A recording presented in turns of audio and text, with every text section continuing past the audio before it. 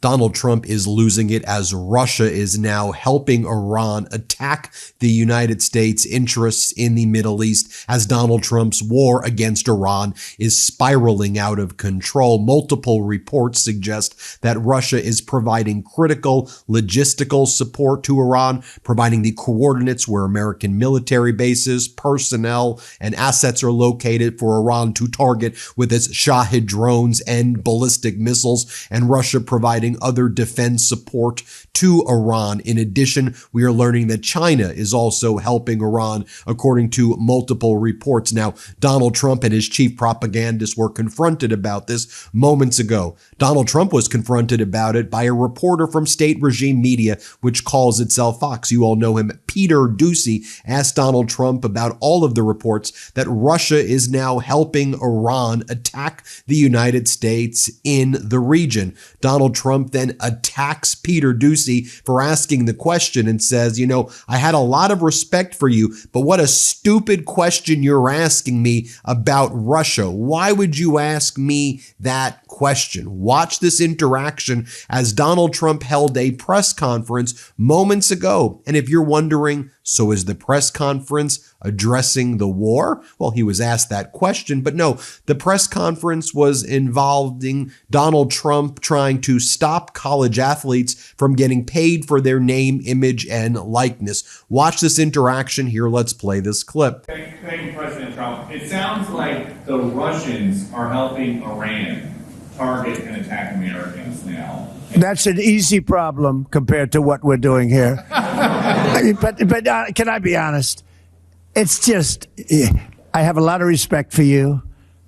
You've always been very nice to me. What a stupid question that is to be asking at this time. We're talking about something else. Can we keep this maybe a little bit?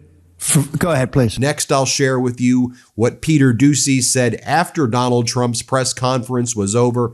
Here's Doocy on Fox saying that I tried to ask the question about whether whether he's aware and what's his response to the fact that Russia is helping Iran attack the United States and attack Israel's interests and attack other interests in the region. What's your response to that, Donald? Watch what Doocy says. Here, play this clip.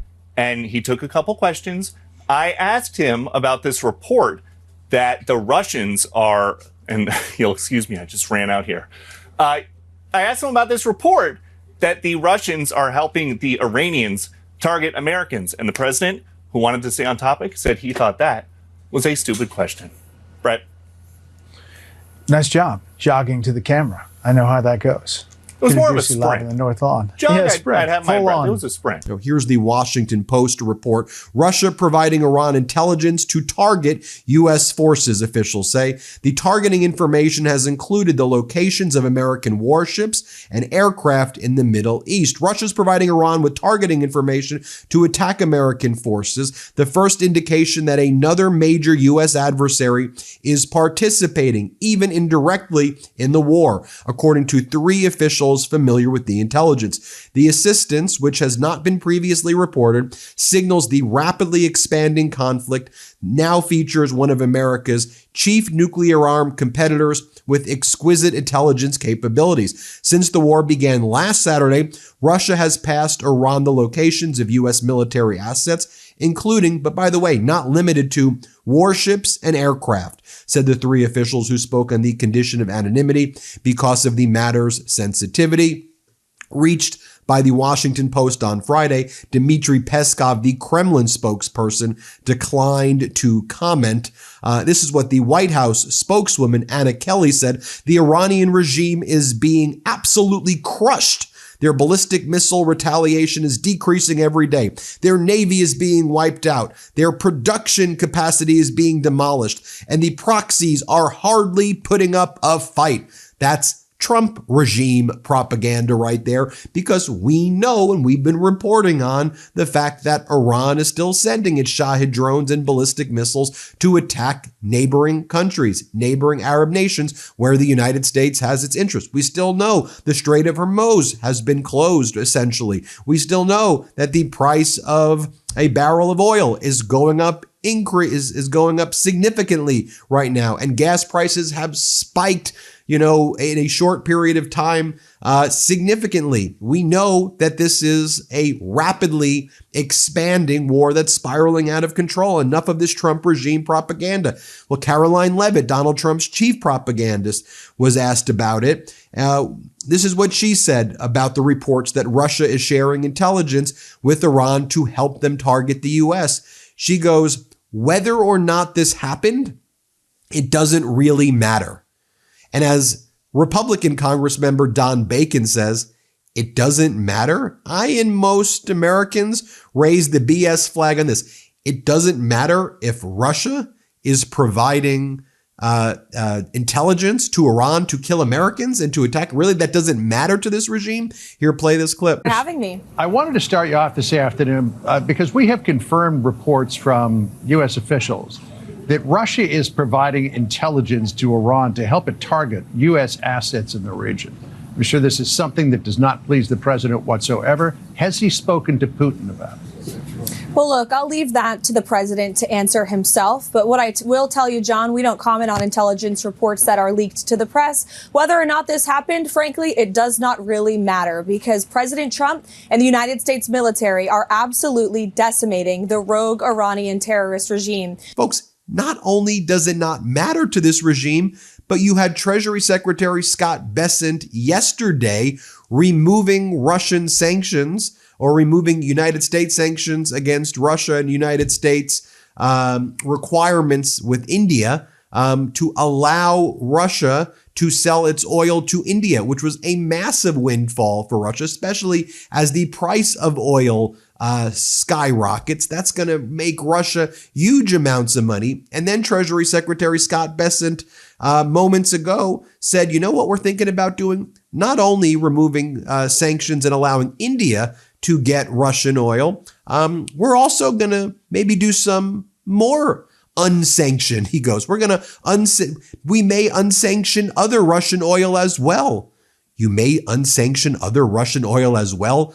Now that we know Russia is do you work for Russia? I mean, seriously, does this Trump regime works for us? The answer is yes, apparently, right? That's how they behave, at least. Watch this clip. The Indians had been very good actors. We had asked them to stop buying sanctioned Russian oil this fall. They did. They were going to substitute it with U.S. oil.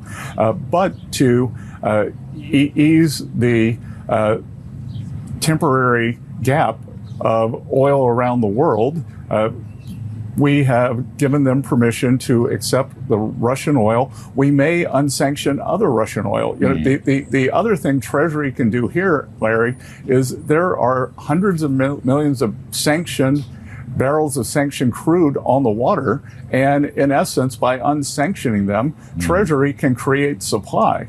And you know, we are looking at that. We're going to keep a cadence of announcing measures to bring relief to the market during this conflict. And yeah, as Fred Wellman writes, we had multiple reports that Russia is aiding Iran and targeting our troops, and these idiots are easing sanctions? What are we doing here?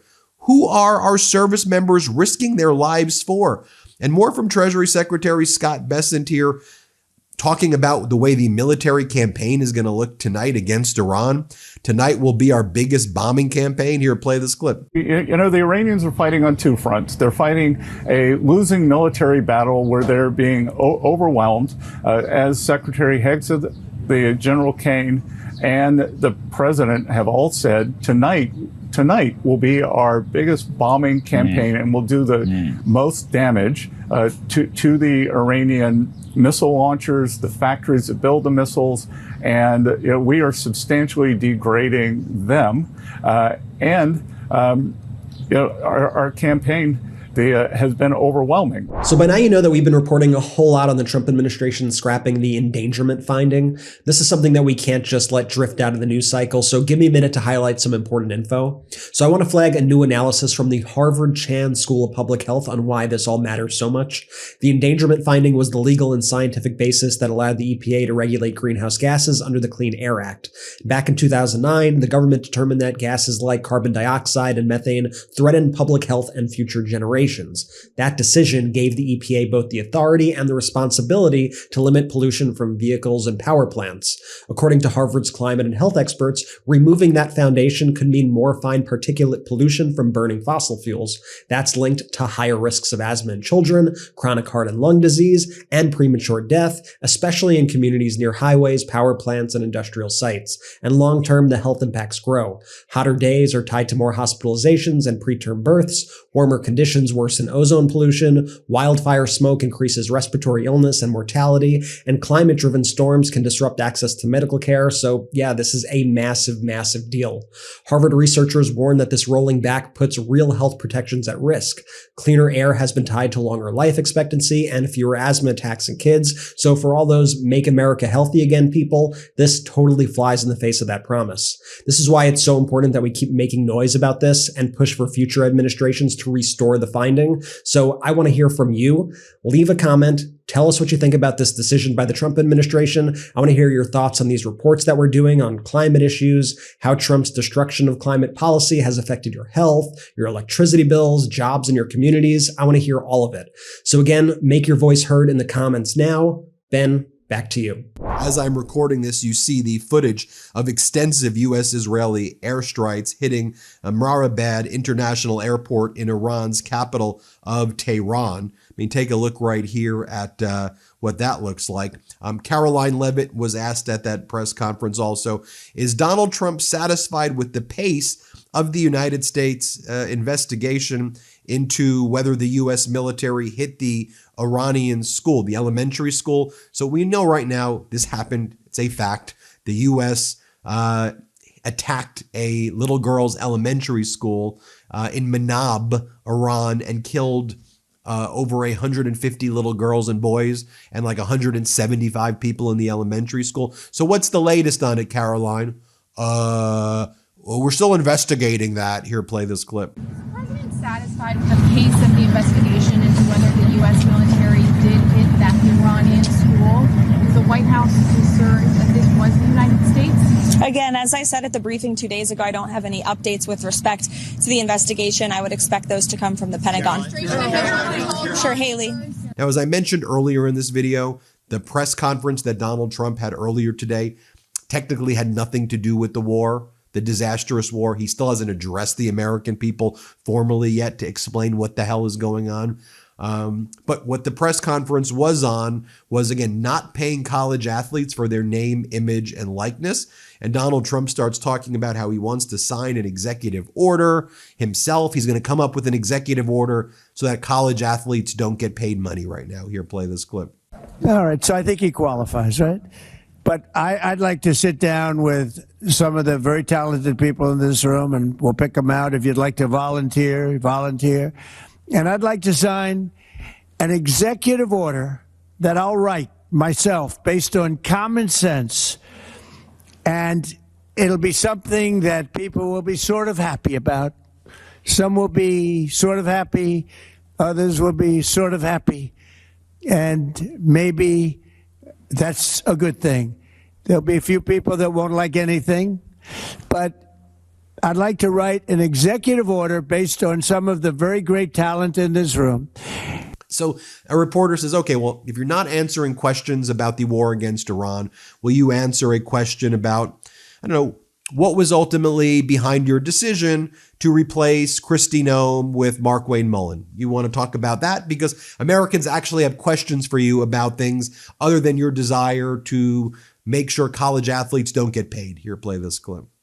Now you're into a brand new system. Yes, ma'am. Hi, Mr. President. Thank you. Could you tell us what went into your decision to replace Secretary Noem with Senator Markwayne Mullin?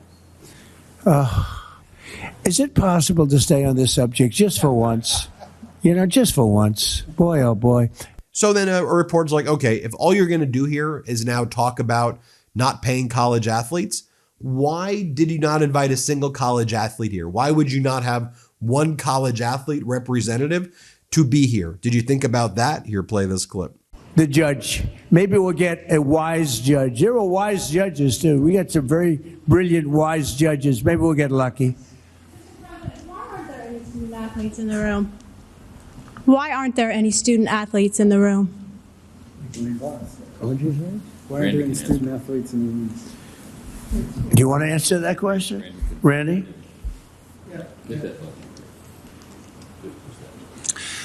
We've made it clear, and I thought I said it before, that we have agents here. There are a lot of student-athlete groups.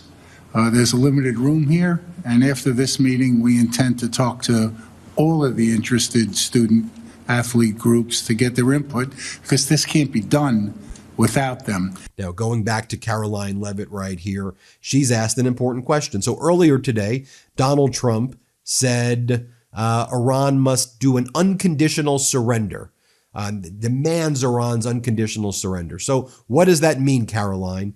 And then she goes, it means when Donald Trump says they surrender, when Donald Trump decides they've surrendered, we say they surrender, regardless of what they actually do. So as our editor-in-chief, Ron Filipkowski, writes, so even if they don't surrender, Trump will call it an unconditional surrender and declare victory. And I think as gas prices continue to go up, Donald Trump's getting closer to doing that here. Play this clip. What does the president mean when he calls for unconditional surrender? Is he saying that the regime has to fully relinquish control? What the president means is that when he, as commander-in-chief of the U.S. Armed Forces, determines that Iran no longer poses a threat to the United States of America and the goals of Operation Epic Fury has been fully realized, then Iran will essentially be in a place of unconditional surrender. Whether they say it themselves or not, frankly, they don't have a lot of people to say that for them, because the United States and the state of Israel have completely wiped out more than 50 leaders of the former terrorist regime, including the supreme leader himself. Caroline. Now, as we've learned about Russia's involvement in the war, as the Iranian parliament speaker Mohammad Bagher Ghalibaf says the following: Americans will come to understand that the fate of dear Iran, which is more precious than life, will be determined solely by the proud Iranian nation, not by the Epstein gang. Donald Trump is now seriously considering ground troops in Iran. NBC reports Donald Trump has privately expressed serious interest in deploying a limited number of U.S. ground troops inside Iran for specific strategic missions, though no decision or orders have been made, according to multiple U.S. officials. So, folks, things are getting absolutely spiraling out of control right now in the region. Tell me what you think. Hit subscribe. Let's get to 7 million subscribers.